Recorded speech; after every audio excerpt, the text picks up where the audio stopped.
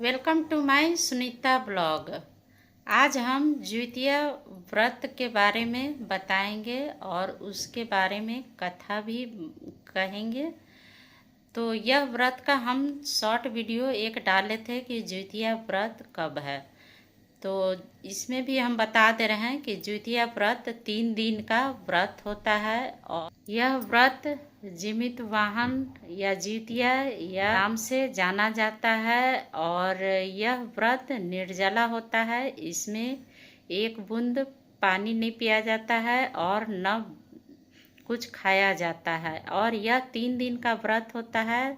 तो इसमें 13 तारीख को नहाए खाए होता है और 14 तारीख को उपवास है, 14 सितंबर को 2025 और 15 को पारण है। उम्र के लिए, अच्छा निरोगी के लिए और उज्जवल भविष्य की कामना के लिए यह व्रत होता है। और इसमें नहाए खाए के दिन और पारण के दिन बहुत लोग के यहाँ ये सब सब्जी चढ़ता है, जैसे कि मड़ुआ का आटा, कुसिया के राव, नोनी का साग और झिंगनी, ये सब सब्जी बनता है। इसका शॉर्ट वीडियो भी हम गए बार सब सामान दिखा के डाले हैं, आप चाहे तो उसमें भी देख सकते हैं।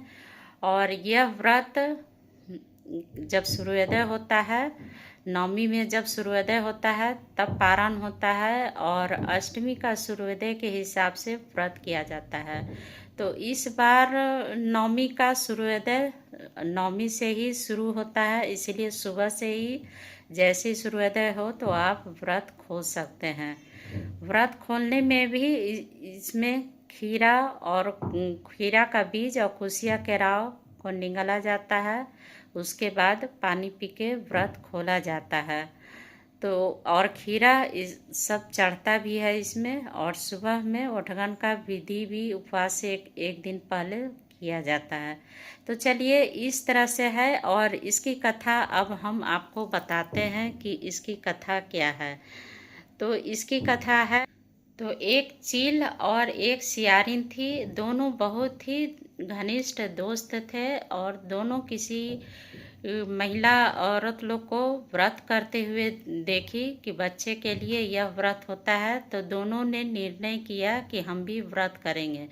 तो चिल्हो और सियारिन दोनों व्रत की, लेकिन सियारिन नीचे थी और चिल्हो पेड़ के ऊपर बैठी थी। लेकिन सियारिन को बर्दाश्त नहीं हुआ भूख और वह कहीं से हड्डी लाकर खा रही थी और चील ऊपर में निर्जला उपवास की।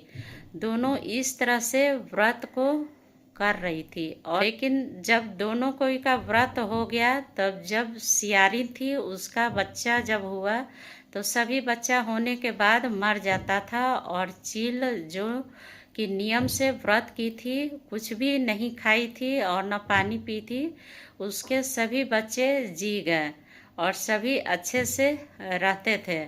तो इस तरह से व्रत नियम पूर्वक करने से जिस तरह से सियारिन का बच्चा मर जाता था और चिल्हो का जी जाता था, तो नियम पूर्वक व्रत करने से बच्चे का उम्र भी लंबा होता है और सभी संकट से हमारे बच्चे को भी बचाए रखते हैं।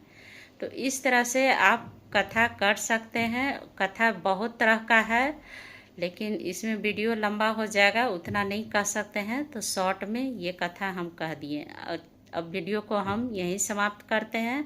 अगर वीडियो अच्छा लगे तो लाइक, शेयर, सब्सक्राइब ज़रूर करिएगा और अगर कुछ पूछना है तो कमेंट करके ज़रूर लिखिएगा। फिर मिलते हैं अगले ब्लॉग में, तब तक के लिए स्वस्थ रहे, खुश रहे और मस्त रहे।